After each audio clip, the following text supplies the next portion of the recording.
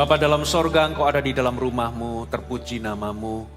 Bahwa kami bertumbuh dalam kekudusan, bahwa kami bertumbuh dalam ketulusan dan kejujuran. Supaya kami berkenan di mata-Mu, dan pada akhirnya kelak ya Tuhan kami menerima pujian hanya dari mulut-Mu.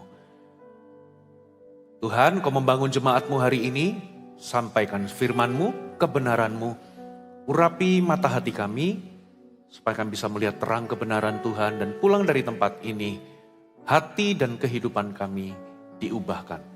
Kami tundukkan hati dan pikiran kami di bawah otoritas firman-Mu. Di dalam nama Yesus, semua yang percaya dan siap diberkati katakan, amin. Saya undang kita semua berikan tepuk tangan bagi Tuhan kita. Sebelum Bapak Ibu Saudara duduk, Anda bisa tengok kanan kiri muka belakang, katakan Tuhan memberkatimu. Oke, Anda boleh duduk kembali. Shalom Bapak Ibu semua. Sukacita bisa melayani di dalam rumah Tuhan yang baru, GMS Rooftop. Sebuah kehormatan bagi saya bisa melayani Anda di gedung yang baru, di rumah yang baru. Saudara, sepanjang hari ini saya khotbah berseri, saya memberikan tema besar purity atau kemurnian. Saya mengharapkan Anda tidak melewatkan satu pesan pun. Anda bisa lihat rekaman-rekaman yang sebelumnya di ibadah 1, saya berbicara mengenai menjaga kekudusan. Saya bagikan ada 3 kebenaran tentang kekudusan dan bagaimana kita bisa menjaga kekudusan di dalam kehidupan kita. Kalau kita ingin konsisten hidup kudus di dunia yang semakin cemar ini, Anda perlu pertimbangkan 3 hal ini. Anda bisa lihat rekamannya di YouTube. Di ibadah kedua, saya berbicara mengenai 5 ujian atau 5 tes dari tentara Gideon. Banyak orang rindu dipakai Allah, tapi ternyata tidak cukup hanya kerinduan. Itulah sebabnya Tuhan menyaring tentara Gideon. Dari 32.000 akhirnya disaring sampai 300 orang. Dan yang luar biasa ada 5 ujian yang Tuhan terapkan kepada tentara Gideon. Saya merasa Anda perlu mendengarkan. Di ibadah ini, ibadah ketiga, saya berbicara mengenai penjaga atau pengawal kehidupan kita. Yaitu kejujuran dan ketulusan. Di ibadah keempat nanti, saya akan bagikan pelajaran penting dari kematian tragis Ananias dan Safira. Dan di ibadah terakhir saya akan bicara tentang perempuan dalam gantang. Masih di dalam konteks Ananias dan Safira, tapi kali ini saya akan bahas mengenai bagaimana kita bisa mendapatkan atau berhenti atau mendapatkan solusi dari kehidupan ganda. Coba saya undang Anda bisa membaca Mazmur 25. Mazmur 25 kita baca ayat yang sebentar saya cek. Mazmur 25 ayat yang ke-21. Ketulusan dan kejujuran kiranya mengawal aku, sebab aku menanti-nantikan Engkau. Saudara, kata ketulusan dan kejujuran kiranya mengawal, dalam versi New Living Translation dikatakan, may integrity and honesty protect me, menjaga aku. New King James berkata, let integrity and uprightness preserve me atau memelihara aku. Jadi kejujuran dan ketulusan itu dikatakan mengawal hidup kita, menjaga dan memelihara hidup kita.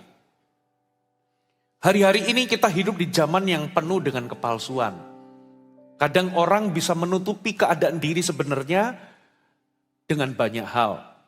Bisa dengan kesalehan palsu, bisa dengan senyuman palsu, bisa dengan keramahan yang palsu. Itulah sebabnya Tuhan memperingatkan kita, jangan sampai kita seperti orang Farisi yang munafik. Kata munafik di situ berasal dari sebuah kata Yunani yang dari situlah muncul kata hypocrites. Sebetulnya ini berasal dari kata Yunani. Ini sebelum kata hypocrites ini diambil dari istilah drama. Di mana orang memerankan peran tertentu seperti dia itu memakai topeng.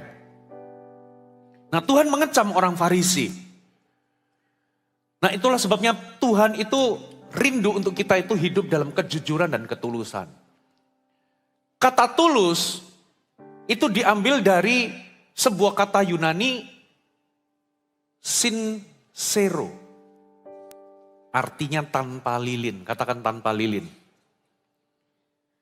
Jadi pada zaman itu kalau orang memahat batu putih atau batu alam, jarang sekali ada batu yang nggak ada retakannya. Itulah sebabnya supaya batu atau pahatan itu sempurna, maka akan dipoles dengan lilin supaya terlihat sempurna. Itu sebabnya karya seni atau batu pahatan itu kalau kedapatan sempurna, tidak ada lilin sama sekali, sangat bernilai, sangat berharga. Karena itu dikatakan sempurna. Jadi orang yang tulus adalah orang yang bebas dari motivasi tersembunyi. Dia nggak pernah pamrih, dia bebas dari kepentingan diri sendiri. Dia murni atau sempurna. Nah Tuhan ingin kita menjadi tulus. Itu sebabnya Tuhan berkata, hendaklah kamu cerdik seperti ular, tapi tulusnya seperti merpati. Katakan amin. Tapi sayangnya di dalam dunia, di zaman kita hidup, dunia itu lebih menekankan kecerdikan daripada ketulusan. Yang penting cerdik. Saudara, Alkitab juga mengajarkan orang benar itu kadangkala kalah sama orang dunia di dalam area kecerdikan. Bukan berarti kecerdikan itu nggak boleh. Satu kali saya pernah bercakap-cakap dengan koko saya. Dia ngomong begini. Ya, orang pinter itu kalah sama orang cerdik.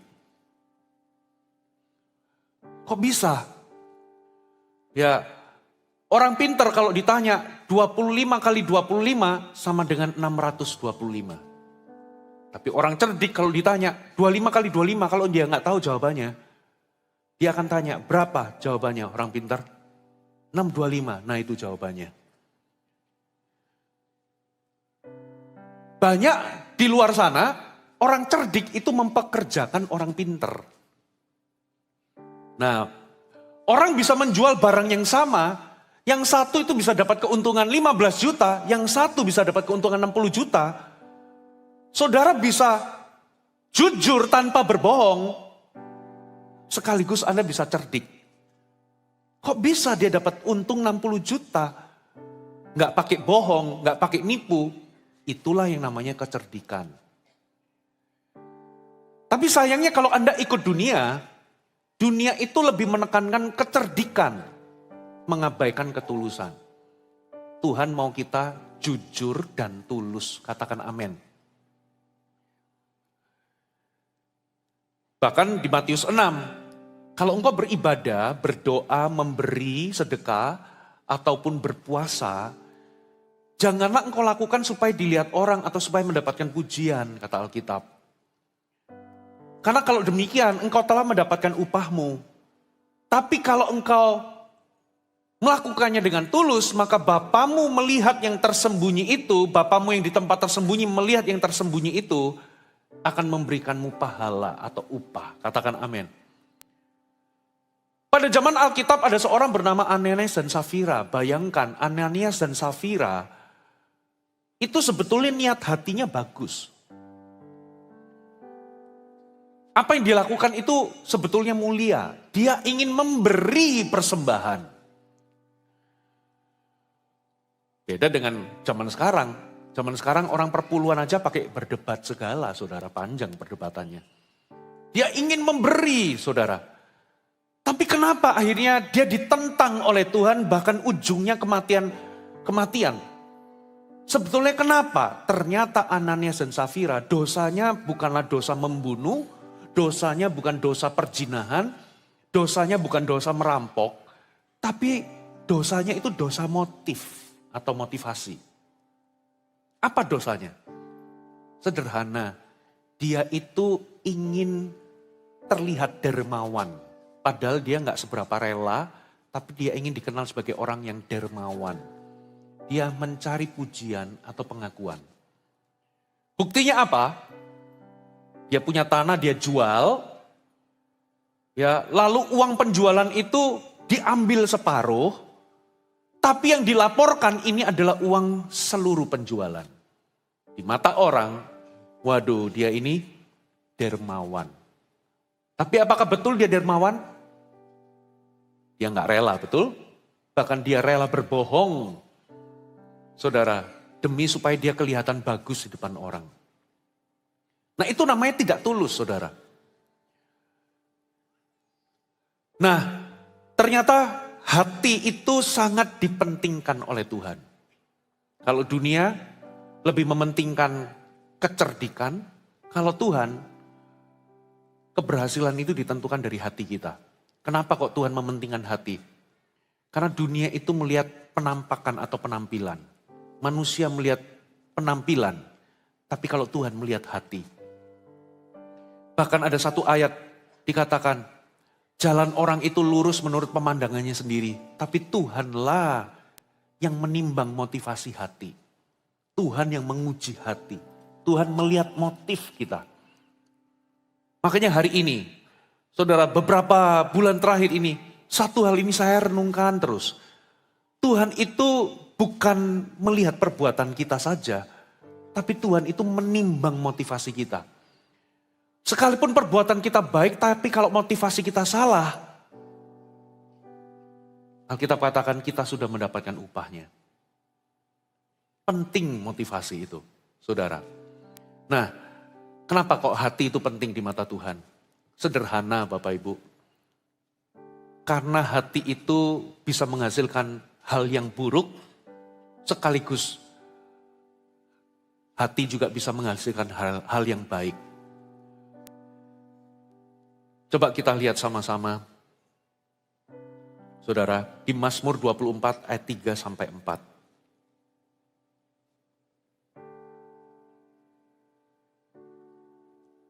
Mazmur 24 ayat 3 sampai 4. Siapakah yang boleh naik ke atas gunung Tuhan?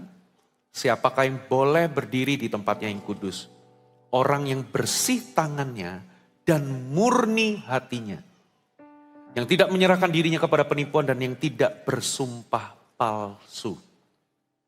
Bersih tangannya itu bicara tentang kekudusan, kebenaran, hidup dalam kebenaran, tapi sekaligus itu bicara tentang kejujuran. Murni hatinya itu bicara soal ketulusan. Tuhan itu melihat hati, saudara. Alkitab katakan begini, saudara. Seperti air mencerminkan wajah, demikian hati manusia mencerminkan manusia itu. Zaman dulu orang itu nggak punya kaca. Orang melihat di air. Seperti air mencerminkan wajah, demikian hati seseorang mencerminkan orangnya. Berarti kalau kita mau lihat orang, itu jangan lihat jabatannya, jangan melihat kedudukannya, jangan lihat profesinya. Orang itu bukan profesinya, orang juga bukan jabatannya, orang juga bukan gelarnya. Tapi orang itu adalah hatinya. Halo, amin. Nah, ada 3 ciri orang yang tulus dan jujur. Yang pertama, catat baik-baik, kita akan belajar dari seorang yang bernama Daud. Yang pertama, dapat dipercaya. Orang yang tulus dan jujur, itu akan dipercaya sama orang. Ketulusan dan kejujuran itu mendatangkan kepercayaan. Ada amin. Orang kalau cari lowongan kerja, orang kalau buka lowongan kerja maksudnya, biasanya apa yang dicari? Yang umum yang cari itu dia dilihat usianya berapa, jenjang pendidikannya setinggi apa, lalu dia punya pengalaman sudah berapa lama, ditambah lagi apakah dia itu bisa kerja tim, terus ditambah lagi apakah dia mau ditempatkan dimanapun. Biasanya kan cari begitu kan. Lalu apakah dia itu juga menguasai kemampuan-kemampuan lain seperti komputer mungkin, kemampuan bahasa mungkin, atau kemampuan-kemampuan yang lain. Saudara, tapi sebetulnya yang paling utama, yang tidak boleh tidak ada itu adalah jujur dan tulus. Karena orang yang jujur dan tulus itu hari-hari ini semakin langka. Saudara lihat, di lini pekerjaan dari bawah sampai atas, di berbagai konteks, di dalam perusahaan, di dalam organisasi-organisasi pemerintahan. Tidak sedikit saudara, dari bawah sampai atas yang terlibat korupsi. Kalau orang sudah gak jujur, bahaya.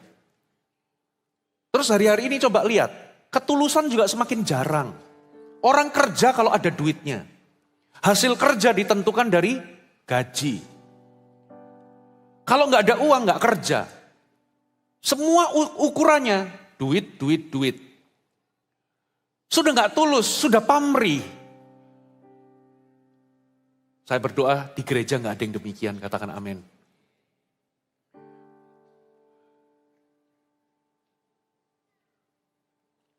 Orang yang bisa naik di atas gunung Tuhan dikatakan bersih tangannya, murni hatinya, tidak menyerahkan dirinya kepada penipuan. Orang yang bersih tangannya, murni hatinya, dia gak tertarik sama sesuatu yang berbau penipuan. Bersih tangannya akhirnya dia menghindari kecurangan. Dia menghindari segala sesuatu yang membuat dia bisa tergoda untuk mengambil keuntungan yang salah. Orang yang murni tidak terkontaminasi atau tidak tercemar oleh berbagai motif yang terselubung atau tersembunyi. Salah satu contohnya kita belajar dari Daud. Saudara, Daud ini kalau saya selidiki di Alkitab, dia mendapatkan pengakuan dari 3 pribadi. Kalau dia ini orang jujur dan tulus. Yang pertama, pengakuannya itu muncul dari Tuhan sendiri, saudara. Satu kali di 1 Raja-Raja 9 ayat 4, Tuhan itu ngomong sama Salomo, anaknya Daud, begini, mengenai engkau, jika engkau hidup di hadapanku sama seperti Daud ayahmu, dengan tulus hati dan dengan benar, berbuat sesuai dengan segala yang kuperintahkan kepadamu, jika engkau mengikuti segala ketetapan dan peraturanku, maka aku akan meneguhkan tahta kerajaanmu. Tuhan sendiri ngomong, kalau engkau hidup seperti ayahmu Daud, tulus dan benar, aku akan kokohkan kerajaanmu. Saudara, ini keluar dari mulut Tuhan sendiri. Yang kedua, pengakuan dari seorang raja Filistin yang bernama Akis, ini raja kota Gad di Filistin. Saudara, Anda tahu, kita baca aja ayatnya dulu ya. 1 Samuel 29 ayat 6. Lalu Akis memanggil Daud dan berkata kepadanya, demi Tuhan yang hidup, engkau ini orang jujur. Katakan jujur. Dan aku memandang baik jika engkau keluar masuk bersama-sama dengan aku dalam tentara. Sebab aku tidak mendapati sesuatu kejahatan padamu. Ini tuh musuh loh saudara. Ini tuh bangsa Filistin loh. Ngomong engkau ini orang jujur dan aku tidak mendapati sesuatu kejahatan apapun. Sejak saat engkau datang kepadaku sampai hari ini, tetapi engkau tidak disukai oleh raja-raja kota. Jadi pada waktu Daud itu dikejar-kejar Saul, sampai satu titik Daud itu akhirnya menyimpang ke Filistin, saudara. Ketemulah sama Akis. Dan ternyata Daud itu dipercaya sama Akis dan diperbolehkan tinggal bersama-sama dengan dia ya di kota Gad itu, dikasih di tempat yang namanya Siklak, saudara, kurang lebih 1 tahun 4 bulan. Kenapa saudara? Karena Akis itu berkata, engkau jujur dan engkau tidak melakukan kejahatan sedikit pun. Tapi karena raja-raja kota yang lain itu gak suka engkau hadir di sini karena engkau musuh, engkau bangsa Israel, maka dengan berhati-hati engkau harus pergi. Kira-kira Akis ngomong begitu. Saudara, ini tuh di negeri lawan. Tapi dia bisa dapat kepercayaan karena dia orang jujur dan tidak pernah melakukan kejahatan. Kalau Daud mau melakukannya, Daud bisa melakukan kejahatan. Perhatikan saudara, Daud itu ditemani oleh 400 pasukannya. Itu semua orang-orang yang dikejar-kejar utang, orang-orang bermasalah, dan mereka itu punya catatan kriminal semua. Waktu dia itu ada di Filistin, dia bisa aja loh merampok, bunuh orang, melakukan kejahatan, melakukan hal-hal kriminal, itu dia bisa. Tapi Daud tidak melakukannya. Makanya dia dipercaya sama musuh untuk tinggal 1 tahun 4 bulan. Katakan orang jujur dan tulus itu dapat dipercaya. Yang pertama, pengakuan dari Tuhan. Kedua, dari Raja Akis, tokoh Filistin. Yang ketiga, itu pengakuan dari Ahimelek, Imam di Nob. Saya jelaskan ceritanya ya, saudara. Atau kita baca aja ayatnya ya, kita baca aja. 1 Samuel 22 ayat 14. Lalu Ahimelek menjawab raja, siapakah di antara segala pegawaimu yang dapat dipercaya seperti Daud? Apalagi ia menantu raja dan kepala para pengawalmu dan dihormati di dalam rumahmu. Daud itu menurut pengakuan Ahimelek dapat dipercaya, dihormati. Bahkan oleh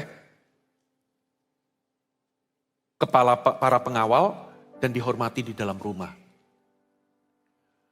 Daud itu tiap kali dikasih tugas oleh Saul selalu berhasil, selalu beres. Saul gak perlu keluar perang, tinggal suruh Daud semua kelar. Katakan amin. Orang yang jujur dan tulus pasti dapat diandalkan atau dapat dipercaya. Daniel itu dipercaya, ganti raja demi raja berganti-ganti, menterinya tetap Daniel. Kenapa? Daniel itu dicari-cari kesalahannya, gak ketemu kesalahannya saudara.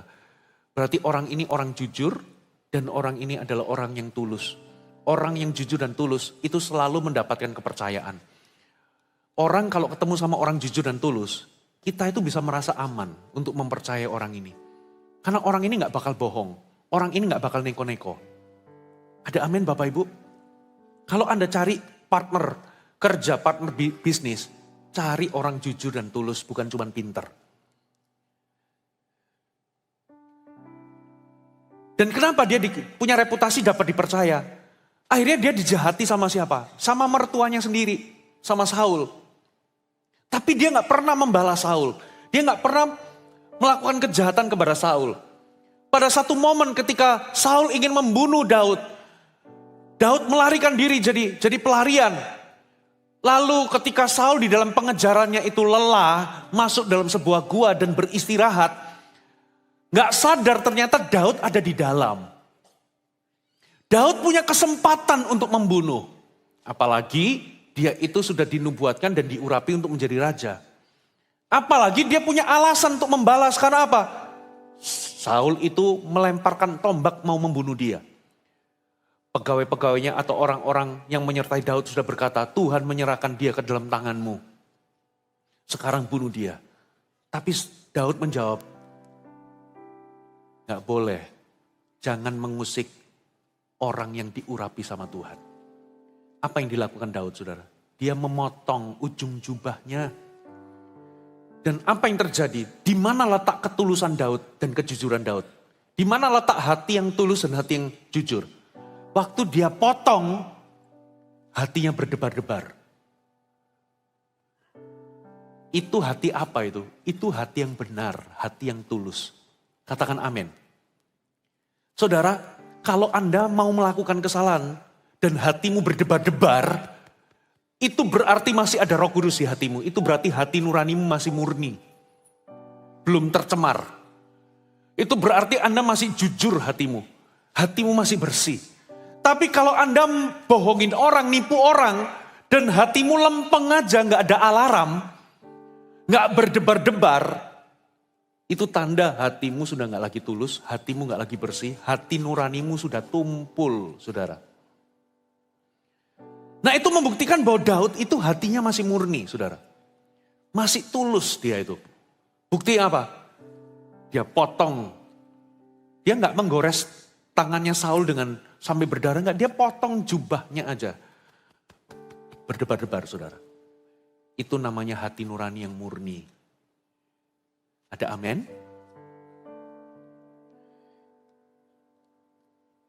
Ciri-ciri kedua. Kalau yang pertama, orang yang tulus dan jujur itu dapat dipercaya. Yang kedua, orang yang jujur dan tulus itu membenci dusta. Katakan membenci dusta. Coba kita baca sama-sama. Ayat tadi, saudara, ayat 4 dikatakan begini. Mazmur 24. Orang yang bersih tangannya, murni hatinya, yang tidak menyerahkan dirinya kepada penipuan, dan yang tidak bersumpah palsu. Saudara, Daud itu benci sekali sama lidah dusta dan penipuan. Dan dia itu tuliskan kebenciannya itu terhadap lidah dusta dan penipuan itu di dalam Mazmur 52. Saya bacakan ya. Mazmur 52 ayat 1 sampai 5. Untuk pemimpin biduan. Nyanyian pengajaran Daud ketika Doeg, katakan Doeg.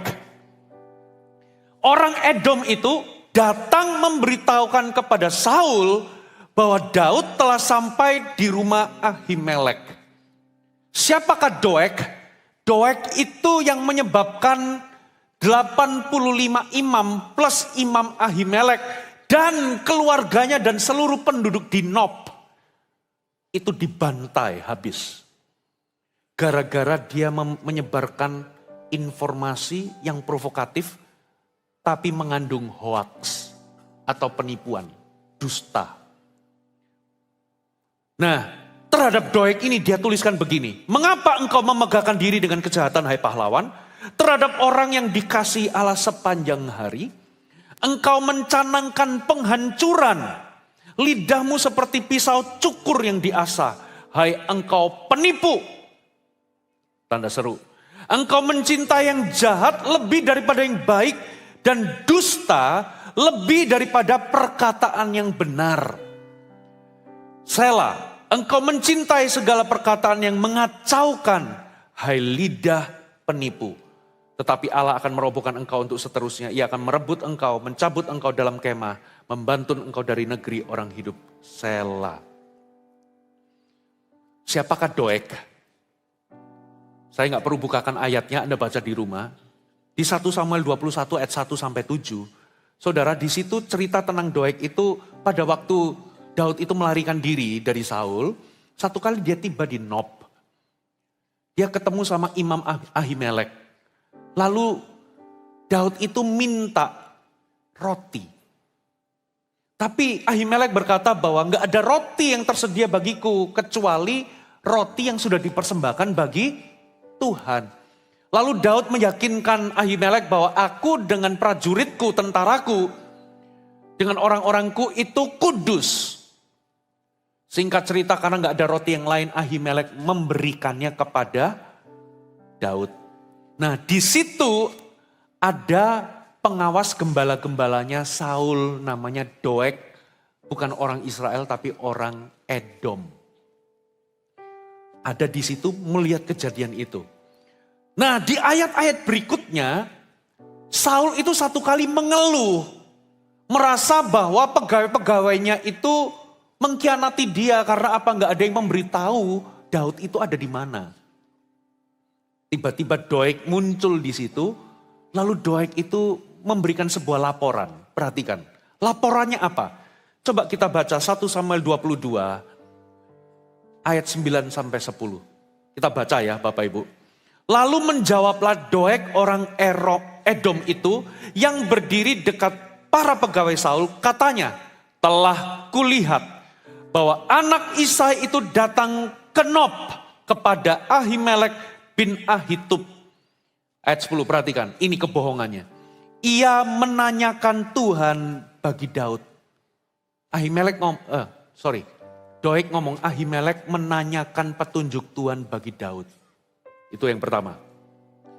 Yang kedua, memberikan bekal kepadanya. Padahal lo cuma kasih 5 roti.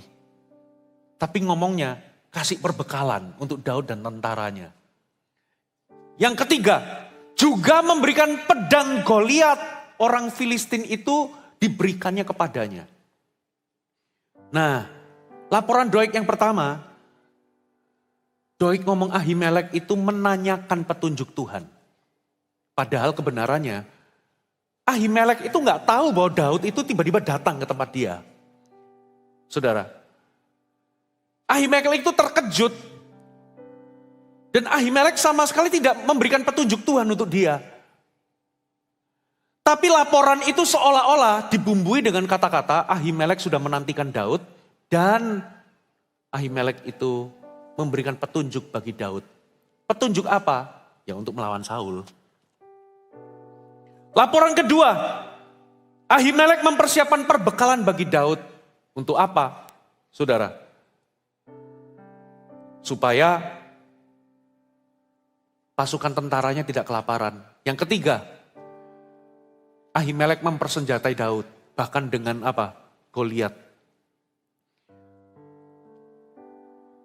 Saudara, senjata Goliat itu musuh yang ditakuti oleh siapa? Saul. Itu dikasih ke Daud. Waduh, kesimpulannya apa saudara? Kesimpulannya ini saudara. Kesimpulannya di ayat 13. Akhirnya Saul mengkonfrontasi siapa? Ahimelek. Ini kesimpulannya. Bertanyalah Saul kepadanya, mengapa kamu mengadakan persepakatan konspirasi memberontak melawan aku? Engkau dengan anak Isai dengan memberikan roti, pedang kepadanya, menanyakan Allah baginya, sehingga bangkit melawan aku menjadi penghadang seperti sekarang. Lalu Ahimelek menjawab raja, siapa di antara pegawaimu yang dapat dipercaya seperti Daud, apalagi menantumu dan kepala para pengawalmu dan dihormati di rumahmu. Perhatikan ayat 15, ini jawaban Ahimelek. Bukan ini pertama kali aku menanyakan Allah bagi dia, sekali-kali tidak. Terjemahan, saya coba cek, terjemahan yang lebih akurat. Itu bunyinya begini. Did I then begin to inquire of God for him? Far be it from me. Terjemahannya maksudnya, aku tidak pernah memulai untuk menanyakan petunjuk Allah. Itu jauh daripadaku. Dengan kata lain, aku gak pernah menanyakan petunjuk Allah bagi dia. Tapi ternyata Saul itu sudah termakan oleh laporan dari Doeg. Singkat cerita, dia suruh pengawal-pengawalnya, prajuritnya untuk membunuh Doeg. Seluruh imam, 80 imam dan termasuk anak-anak dan perempuan saudara. Serta ternak-ternaknya dibantai. Tapi tidak ada satupun pasukan tentara Israel yang berani membunuh imam-imam. Akhirnya apa? Daud menyuruh siapa? Doeg untuk membantai. Karena Saul tahu, bukan Daud sorry, Saul. Saul tahu bahwa Doeg itu gak punya konflik batin untuk membunuh imam-imam. Karena dia bukan orang Israel. Saudara, terjadilah pembantaian berdarah-darah. Semua imam dibunuh, perempuan-perempuan, anak kecil sampai ternak di Nob, seluruh penduduk di Nob dihabisi oleh Doeg. Dan itu menjadi kejahatan besar, itu dosa Saul dan dosa Doeg. Saudara, orang yang tulus dan jujur, dia itu membenci dusta. Katakan amin. Zaman sekarang. Saudara, laporannya Doeg itu ada unsur kebenarannya enggak? Ada. Perhatikan, orang yang menyebarkan informasi palsu atau menyebar hoax, itu pasti ada fakta tapi dibumbui dengan kebohongan. Separuh benar tapi separuhnya salah. Hati-hati saudara. Orang Kristen enggak boleh terlibat dalam hoax. Katakan amin. Kita nggak boleh berbohong. Orang yang berbohong, kata Alkitab tadi, Mazmur 52, kenapa engkau mencintai dusta lebih daripada berkata benar? Ada orang Kristen itu yang lebih mempercayai bahwa berbohong itu lebih bermanfaat daripada bicara benar. Berbohong itu memberikan kebaikan, apalagi di zaman sekarang ada yang namanya white lies. Berbohong demi kebaikan. Saudara, kebenarannya adalah hidup kita itu tidak boleh didirikan di atas dasar kebohongan. Katakan amin. Hidup kita fondasinya haruslah kebenaran. Gak boleh ada dusta, gak boleh ada bohong. Gak ada bohong putih, gak ada bohong hitam. Bohong adalah bohong. Dan seharusnya orang Kristen yang lahir baru, pertama kali yang diubah adalah mulutnya. Efesus mengatakan manusia baru pertama kali disebut yang diubahkan itu bukan tingkah lakunya dulu, tapi perkataannya. Buanglah segala dusta, kata Alkitab. Saudara, kita nggak boleh bohong. Kalau Anda itu terbiasa berbohong padahal yang kecil-kecil, udah sampai mana? Udah di tol padahal masih keramas, saudara. Masih di rumah. Tapi karena sudah terbiasa, kalau Anda bohong kecil, Anda biasakan, nanti kalau kepepet, pasti Anda akan bohong. Pasti. Yang besar-besar itu pasti. Makanya dusta itu tidak boleh ada di dalam kehidupan kita. Orang yang tulus dan jujur membenci dusta. Apalagi kalau sudah ada niat yang buruk. Gosip, fitnah. Kadangkala fitnah itu tidak totally semuanya salah. Kadang ada fakta yang benar tapi dibumbui. Fakta yang benar Ahimelek memang ditemui oleh Daud. Memang Ahimelek kasih roti tapi bukan perbekalan. Memang Ahimelek menjumpai Daud tapi tidak menanyakan petunjuk Allah. Memang Ahimelek waktu itu Daud minta senjata. Ahimelek gak punya senjata kecuali ada pedang Goliat yang disimpan di situ. Tapi Doeg mengatakan Ahimelek memperlengkapi, mempersenjatai. Wah, ini dibumbui pakai ini pasti konspirasi. Saudara jahat bener loh saudara. Hati-hati zaman sekarang itu zaman hoax. Saudara, orang bicara itu bisa dipenggal, dimasukkan sosial media, lalu dibully.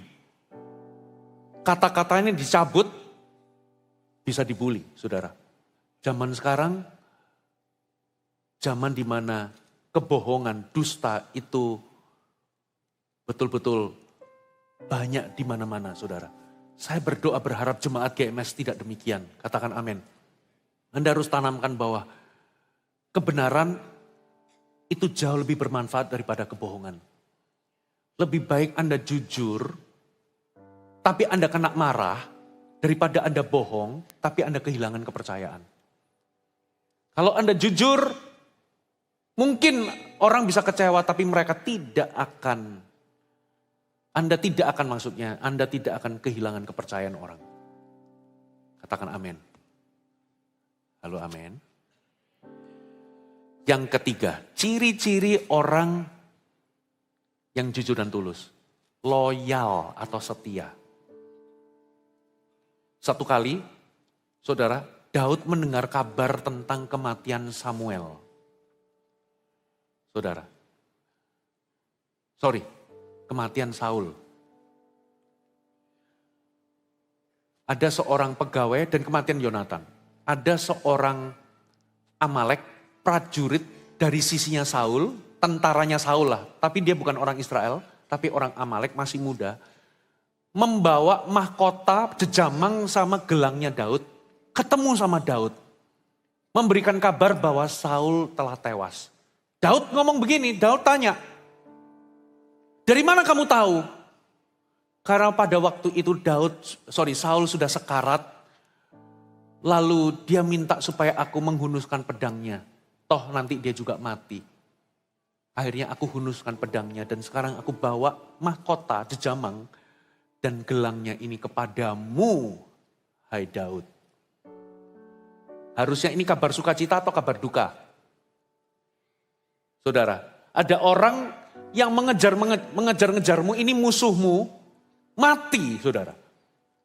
Saul itu musuhnya Daud, mati. Harusnya ini menjadi kabar gembira. Halo amin. Kenapa? Yang pertama, satu-satunya orang yang menghalangi dia jadi raja, tewas, yaitu Saul. Yang kedua, tewasnya anaknya berarti gak ada lagi penerus. Yonatan mati berarti gak ada penerus. Berarti ini keuntungan. Ini kabar bahagia nih. Orang yang mencari-cari aku, mengtiarkan aku supaya dibunuh, sudah mati. Tapi perhatikan, Daud itu tulus. Dan orang tulus itu loyal. Coba kita baca, lihat responnya Daud. 2 Samuel 1 ayat 11 sampai 16. Kita baca ya perlahan-lahan. Lalu Daud memegang pakaiannya dan mengoyakkannya. Dan semua orang yang bersama-sama dengan dia berbuat demikian juga. Katakan, memakai pakaiannya, memegang pakaiannya, mengoyakkan, dan semua orang yang bersama-sama dengan dia berbuat demikian, dan mereka meratap. Katakan mereka meratap. Mereka meratap, menangis, dan berpuasa sampai matahari terbenam karena Saul, karena Yonatan anaknya, karena umat Tuhan dan karena kaum Israel, sebab mereka telah gugur oleh pedang. Kemudian bertanyalah Daud kepada orang muda yang membawa kabar itu kepadanya, asalmu dari mana? Jawabnya, aku anak perantau orang Amalek. Kemudian berkatalah Daud kepadanya, bagaimana? Tidakkah engkau segan mengangkat tanganmu memunahkan orang yang diurapi Tuhan? Lalu Daud memanggil salah seorang dari anak buahnya dan berkata, kemari, paranglah dia. Orang itu memarangnya sehingga mati, dan Daud berkata, kau tanggung sendiri darahmu sebab mulutmu menjadi saksi menentang engkau karena engkau berkata, aku telah membunuh orang yang diurapi Tuhan. Saudara, Daud meratap. Dari mana saya tahu Daud itu ratapannya, tangisannya tulus? Dari ini saudara. Daud itu nangis atau meratap itu gak ada untungnya buat dia. Bahkan kalaupun Daud bikin pesta setelah kematian Saul, semua orang akan memakluminya. Karena apa? Memang Saul itu jahat dan hendak membunuh dia. Jadi kalaupun dia bikin pesta, orang gak bakal salahkan dia. Apalagi nangis. Untuk apa nangis? Dia gak ada motif untuk dia nangis. Kenapa? Orang di luar sana itu malah berharap Daud pesta kok. Jadi dengan dia nangis, dia gak punya motif apapun, saudara. Dia gak cari untung apapun, dia gak cari muka kepada siapapun. Dari situ kita bisa tahu bahwa Daud itu nangisnya tulus. Kenapa kok dia nangisnya tulus? Yang pertama, karena dia menganggap Saul itu adalah rajanya. Dia berkata bahwa Saul itu orang yang diurapi Tuhan. Makanya dia potong jubahnya aja deg-degan, saudara. Yang kedua, dia menganggap Yonatan itu bukan saingan. Yonatan itu bukan musuh. Tapi Yonatan itu adalah sahabat yang rela nyawanya terancam gara-gara membela dirinya. Waktu dia dikejar-kejar atau mau dibunuh sama ayah dari Yonatan, yaitu Saul sendiri. Jadi bagi dia, tangisannya, ratapannya itu adalah ratapan yang tulus. Ini adalah orang yang loyal, saudara. Dia dijahati tapi dia masih loyal sama Saul. Dia mau dibunuh sama Saul tapi dia loyal. Ini tuh rajaku. Walaupun dikejar-kejar tapi dia loyal. Orang yang tulus dan jujur itu loyal. Yang pertama apa saudara? Dapat dipercaya.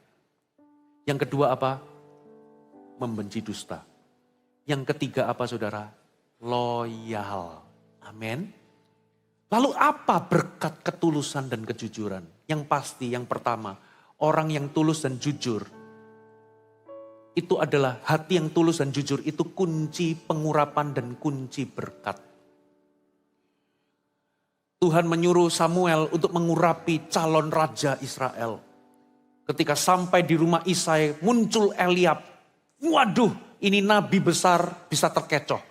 Ini pasti yang akan jadi raja karena tinggi, tegap, kekar. Tapi Tuhan ngomong, kamu jangan lihat penampakannya atau perawakannya. Karena aku menolaknya. Aku melihat hati, kata Tuhan. Muncul anak kedua.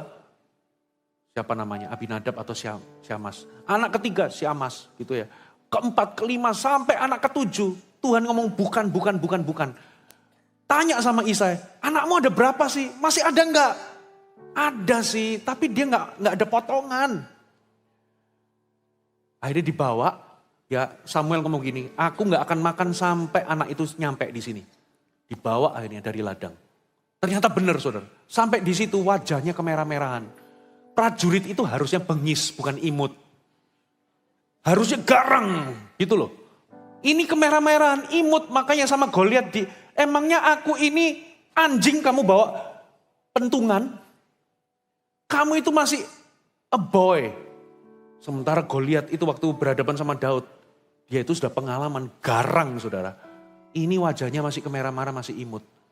Saudara, makanya orang dunia itu sempat ngomong begini. Ya, kalau wajahmu gak bisa menolongmu, paling gak kantongmu itu tebel. Itu orang dunia ngomong begitu. Ya, tapi kalau kantongmu tipis, paling gak wajahmu itu menolongmu. Gitu loh kebalikannya. Tapi Tuhan itu gak lihat penampilan. Tuhan itu gak lihat tampang, katakan amin. Yang Tuhan lihat itu hatimu, saudara. Makanya Tuhan mengurapi Daud. Itu bukan karena tampangnya, bukan karena gagahnya, tapi karena hatinya. Tuhan mengurapi Daud. Katakan amin. Hati yang tulus, hati yang jujur, itu juga kunci berkat. Itu kunci berkat, saudara. Alkitab berkata, ya kunci mujizat. Alkitab berkata, kalau engkau minta, apapun yang kau minta, percayalah itu akan terjadi, maka itu akan terjadi. Tapi ayat selanjutnya dikatakan di Markus 11. Tapi kalau engkau tahu ada barang 1-2 hal, masih ada sesuatu yang belum kau ampuni kepada saudara-saudaramu, ampuni dulu baru mujizat terjadi atau berkat terjadi. Halo, amin. Berarti kenapa kok Tuhan itu concern dulu, ngampuni dulu, baru berkat tiba. Mujizat tiba. Apapun loh yang engkau doakan, kata Alkitab. Apapun yang kau doakan dan minta, kalau engkau tidak bimbang dan ragu, percaya bahwa itu terjadi, akan terjadi. Apapun, kata Alkitab. Tapi, Alkitab katakan, engkau harus ngampuni dulu. Baru tiba. Markus 11. Jika kamu berdiri untuk berdoa, ampuni dulu sekiranya ada barang sesuatu dalam hatimu terhadap seseorang.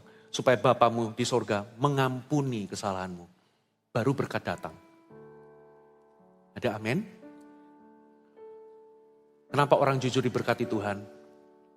Saudara, satu kali ada seorang pengusaha real estate, sudah mau pensiun. Bertahun-tahun dia itu selalu kerjasama sama 2 kontraktor. Satu kali di ujungnya dia ngomong begini, dia panggil 2 kontraktor langganannya ini. Aku sudah mau berhenti kerja, aku mau menikmati masa pensiun. Aku kasih tugas terakhir, tolong buatkan rumah sebagus mungkin. Ya, modelnya terserah kayak gimana, saya kasih budget sama. Saya kasih budget 10M, 10M. Tolong buatkan aku rumah, ini adalah tugas terakhir bagimu. Kontraktor yang pertama, dia merasa bahwa ini pengusaha baik. Kalau dia nggak pernah kasih aku tender, aku job, aku pasti nggak ada di stage di mana aku sekarang ada. Aku akan beri yang terbaik. Aku akan desain sebagus mungkin. Aku akan buatkan dengan bahan-bahan yang terbaik. Karena aku mau balas budi. Yang kontraktor kedua, dia berkata demikian. Kebetulan ini tugas terakhir. Gitu kan. Aku akan ambil cuan semaksimal mungkin. Dia bikin rumah, harusnya besinya segini, di downgrade segini. Harusnya semennya itu kualitas nomor 1. Supaya dia dapat cuan sebesar-besarnya, dia kasih kualitas yang jelek. Semuanya ala kadarnya, tapi dibungkus dengan pokoknya kelihatannya bagus. 1 tahun kemudian rumah jadi. Ternyata sang pengusaha ini berkata, ini sebetulnya saya itu mau mengadakan perpisahan. Karena kalian berdua kontraktor kepercayaanku, maka rumah ini aku hadiahkan kepadamu masing-masing. Yang pertama, bersukacita, dia dapat berkat, saudara. Karena apa? Dia berikan yang terbaik. Katakan amin. Yang satu, dia bahkan gak berani untuk tinggal di situ. Kenapa? Gampang roboh. Makanya orang yang tulus dan jujur, pasti ketiban berkat. Orang yang tulus dan jujur, ketulusan dan kejujuran, itu akan mengganjarmu sesuatu. Yaitu berkat. Katakan amin. Yang keberapa sekarang, saudara? Orang yang tulus dan jujur, itu mendapatkan promosi. Coba ya kita bacakan ayatnya. Sebentar lagi selesai, saudara. Yesaya 33 ayat 15-16. Yesaya 33 ayat 15-16. Orang yang hidup dalam kebenaran, yang bicara dengan jujur, yang menolak untung hasil pemerasan, yang mengebaskan tangannya supaya jangan menerima suap, yang menutup telinganya supaya jangan mendengarkan rencana penumpahan darah, yang menutup matanya supaya jangan melihat kejahatan. Dialah seperti orang yang tinggal aman. Di mana saudara? Di tempat-tempat yang tinggi. Kenapa Daniel itu ada di tempat tinggi? Posisinya tinggi. Tidak didapati sebuah kesalahan apapun. Bersih, gak korupsi. Sekalipun diaudit sama KPK pada zaman itu, dia kedapatan bersih. Amin. Saudara mau promosi? Jadi orang tulus dan jujur. Amin. Yang keempat saudara, berkat ketulusan dan kejujuran adalah orang yang tulus dan jujur. Itu berkenan di hati Tuhan. Daud itu di dalam Kisah Rasul 13 dikatakan begini. Ya, ayat 22. Tentang Daud Allah telah menyatakan, aku telah mendapat Daud bin Isai. Seorang yang berkenan di hatiku. Yang melakukan semua kehendakku. Saya mau tanya, Daud itu sempurna enggak? Daud pernah buat dosa enggak? Dosanya banyak sebetulnya. Tapi kenapa dia di ujungnya dikatakan berkenan? Saudara, kalau Anda baca dalam Mazmur 51, Anda akan tahu penyebabnya. Dia itu ngomong kebenaran dalam batin itulah yang aku kejar. Engkau berkenan pada kebenaran dalam batin. Apa itu maksudnya? Itulah kejujuran. Dia gak sembunyikan dosa, dia ngaku dosa. Dia gak berkelit waktu dia ditegur Tuhan. Dia ngaku, bahkan dia ngomong begini, ujilah aku Tuhan, selidiki hatiku sebab aku hidup dalam kebenaran. Lu kok berani dia hidup, dia ngomong begitu. Padahal dia pernah berbuat dosa. Sederhana, dia adalah orang yang diampuni Tuhan. Kenapa dia diampuni Tuhan, dibersihkan oleh Tuhan? Karena dia orang yang tulus dan jujur, dia gak pernah simpan dosa. Dia mengaku dosanya. Dia orang yang bersalah dan ngaku bahwa dia salah. Katakan amin. Makanya dia dipandang Tuhan sebagai orang yang berkenan. Kabar baiknya adalah, kalau Anda buat salah, Tuhan itu tidak memandang hina hati yang hancur, hati yang mau bertobat. 1 Yohanes 1 ayat 9 berkata, kalau engkau mengaku dosa, ia setia dan adil, dan ia akan menyucikan hatimu dari segala kejahatan. Amin saudara. Yang terakhir, orang yang tulus dan jujur itu dicegah Tuhan untuk berbuat kesalahan. Waktu saya tinggal 3 menit. Anda nggak perlu, Anda cari sendiri ya ayatnya di mana. Satu kali ketika Daud itu dalam pelarian. Daud itu ketika Daud mendengar kabar tentang Samuel itu meninggal. Meninggalnya Samuel itu punya efek besar dalam kehidupan Daud. Kenapa? Satu-satunya orang yang bisa mendamaikan Saul dengan Daud itu cuma Samuel. Begitu mati, hilanglah harapan untuk dia berdamai dengan Saul. Itulah sebabnya dia pindah, dia bersembunyi di padang gurun Paran. Dekat tempat tinggal Nabal. Nabal ini orang bebal, tapi dia punya istri cantik kata Alkitab dan bijaksana. Kenapa dikatakan Abigail ini bijaksana? Karena satu kali ketika Nabal itu panen bulu domba, pengguntingan bulu domba, akhirnya Daud itu minta kepada salah satu pegawai ngomong sama bosmu Nabal, untuk apa saudara? Kasih kami roti, kasih tentara-tentaraku makan. Karena apa? Tidakkah engkau lihat bahwa aku menjagai tempat tinggal Nabal? Aman, gak ada perampok, gak ada apa. Karena apa? Mereka itu jadi pagar pelindung. Tapi Nabal jawabannya menghina. Banyak bawahan itu melarikan diri dari tuannya. Dan aku gak kenal siapa Daud itu. Wah saudara, itu penghinaan saudara. Daud itu waktu dengar kabar itu sudah siap-siap menyandangkan pedang. Mau dibantai itu semua Nabal dan semua laki-laki di rumah itu. Nah salah satu pegawai yang ngomong sama Abigail. Akhirnya Abigail bawa perbekalan. Dia datang menjumpai Daud. Nah nasihatnya Abigail ini dipandang baik oleh Daud. Yang pertama Abigail itu ngomong begini, biar aku yang tanggung kesalahannya. Dia berlutut, biar aku yang tanggung.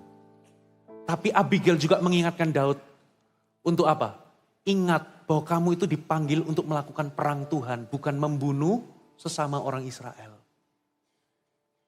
Yang ketiga, Abigail ngomong, Tuhanlah yang akan membalas. Dan benar saudara. Ya, sepulang dari itu waktu Nabal pesta-pesta, akhirnya dikasih tahu sama Abigail, langsung hati jantungnya berhenti berdetak, mati di tempat. Tuhan membela sendiri Daud hambanya. Ya, yang keempat, Abigail ngomong begini, ya nanti pembalasan itu Tuhan. Yang keempat itu, kalau engkau membunuh darah orang tidak bersalah, kamu akan dikejar sama Tuhan. Tuhan yang akan membalasmu. Lebih baik engkau jaga kesucian tanganmu. Tiba-tiba Daud itu sadar, saudara. Nah disinilah, orang kalau jujur dan tulus, itu dicegah sama Tuhan untuk berbuat salah. Katakan amin. Makanya sejak hari itu, Daud itu pelajaran apa bagi Daud? Daud itu pernah berbuat dosa. Membunuh tentaranya sendiri. Siapa namanya? Uria. Makanya bahkan setelah dia waktu mau mati pun, banyak musuh-musuhnya itu gak dibunuh sama Daud. Dia cuma pesan sama Salomo, orang-orang ini layak dibunuh, nanti pada zamanmu bunuh semuanya. Tapi gak di zaman papa. Kenapa? Aku ini sudah Tuhan peringatkan, aku gak boleh bunuh bangsa sendiri. Saudara, berarti Tuhan itu mencegah Daud melalui Abigail. Orang yang tulus hatinya dicegah sama Tuhan. Satu cerita lagi, Abraham juga pernah lakukan hal yang sama. Abraham itu suka ngaku bahwa Sarah itu adiknya, bukan istrinya. Pertama waktu dia ketemu sama Firaun, Firaun mau mempersunting Sarah, langsung dipukul dengan tulah Firaun dengan seisi rumah. Dipukul Tuhan. Tapi begitu nyampe di Abimelek, di Gerar, Abraham ngaku ini adikku, dan Abimelek itu mau mengambil Sarah menjadi istrinya. Tiba-tiba Tuhan peringatkan lewat mimpi. Jangan engkau ambil, sebab dia adalah wanita yang sudah bersuami. Abimelek berkata, loh aku ini tulus hati, tanganku suci ingin mengambil dia. Tuhan sendiri ngomong, aku tahu engkau itu tulus hati, itu sebabnya aku mencegah engkau berbuat sesuatu yang salah. Pertanyaannya, apa bedanya Firaun dengan Abimelek? Sederhana, saudara.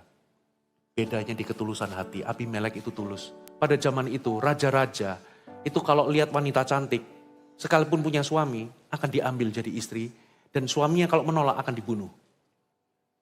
Makanya Abraham itu takut kemana-mana, karena istrinya itu cantik. Dia ngaku bahwa ini adiknya, karena dia takut dibunuh. Nah, bedanya Firaun. Firaun kalau misalnya Abraham itu ngaku bahwa ini istriku, dia akan dibunuh, saudara. Karena memang dia suka merampas istrinya orang. Tapi Abimelek beda. Hatinya tulus, ingin mempersunting Sarah. Kalau dia sejak awal dikasih tahu bahwa ini istrinya Abraham, dia pasti gak akan ambil. Karena dia tangannya suci dan hatinya tulus. Makanya Tuhan menghindarkan dia. Tuhan ngomong, kamu besok minta didoakan sama Abraham supaya kamu gak dipukul tulah. Aku mencegahmu. Orang yang tulus terhindar dari berbuat kesalahan. Saya undang kita bangkit berdiri bersama-sama. Anda belajar sesuatu, amin?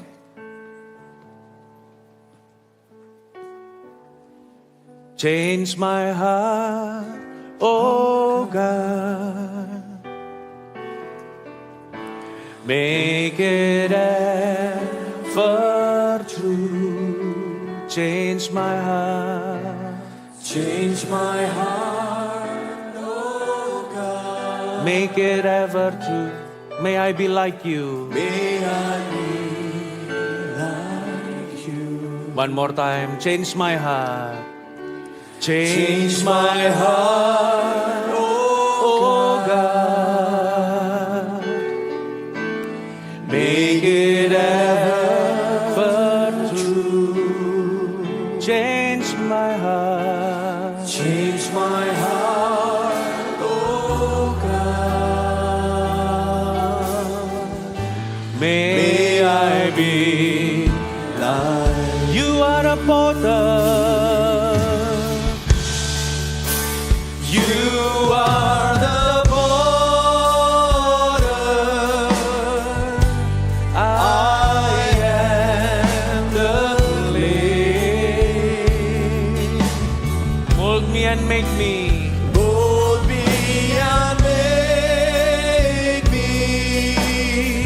This is what I This pray. is what I pray. You are the potter. You are the potter. Amen Tuhan. I am the clay. Mold me and make me. Mold me and make me. This is what I pray. This is what I pray. Change my heart. Change my heart, Oh God. make it ever true. Change my heart, oh God. May I be like you. Change my heart. Lebih lagi. Change my heart, oh God. Amin Tuhan. Make it ever true. Oh, change my heart. Oh God, may I be You are the potter. Oh, you are the potter,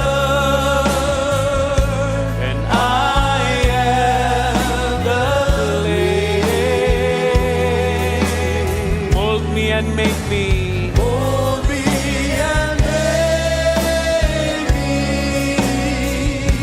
This is what I pray. You are the potter. You are the potter. Oh, I am the clay. Mold me and make me. This is what I pray. change my heart. My heart, oh God, make it ever true. Oh, Change my heart, oh God, may I be like. semua buka mata sejenak sebelum saya tutup dalam doa. Saya memberikan sebuah ilustrasi dari seseorang pemimpin perusahaan, pemilik perusahaan, ingin cari penerus. Dia kumpulkan 5 pemimpin inti. Dia kasih masing-masing 1 benih. Tolong ini ditanam 1 bulan lagi kembali. Mari kita lihat hasilnya. Sebulan kemudian masing-masing bawa pot dengan benih yang sudah bertunas. Tapi ada 1 orang yang tidak ada tunasnya sama sekali. Yang lain, waduh ada yang bagus, ada yang 5 senti, ada yang segini, ada yang segini. Tapi yang 1 ini nggak bertunas. Lalu tiba-tiba yang mengejutkan, pemimpin perusahaan memilih, kamulah yang tidak bertunas, kamulah yang akan jadi penerusku. Loh semua yang keempat orang itu, loh dia nggak ada tunasnya. Ternyata pemimpin perusahaan ini mengaku bahwa sebelum saya berikan benih ini sudah aku godok pakai air panas. Dengan kata lain benihnya sudah mati.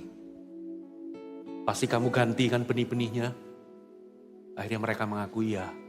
Karena selama 2 minggu saya siram, saya pupuk. Gak bertunas maka aku ganti dengan benih yang lain. Sementara yang 1 orang ini, dia ngaku dari awal, saya udah pupuk, saya udah siram tapi gak bertumbuh, ya udah ini hasilnya apa adanya. Orang yang jujur akan dapat kepercayaan dari Tuhan dan manusia. Mari letakkan tangan di dada. Bapa, hamba berdoa, meteraikan firman-Mu. Hamba-Mu selesai tapi Tuhan Kau lanjutkan dalam kehidupan umat-Mu. Jadikan kami orang-orang yang ditemukan Tuhan, memiliki hati yang jujur dan tulus. Sebab kejujuran dan ketulusan inilah yang akan memprotek, menjaga, melindungi, dan memelihara kami. Di dalam nama Tuhan Yesus, di dalam nama Yesus. Ubah hatiku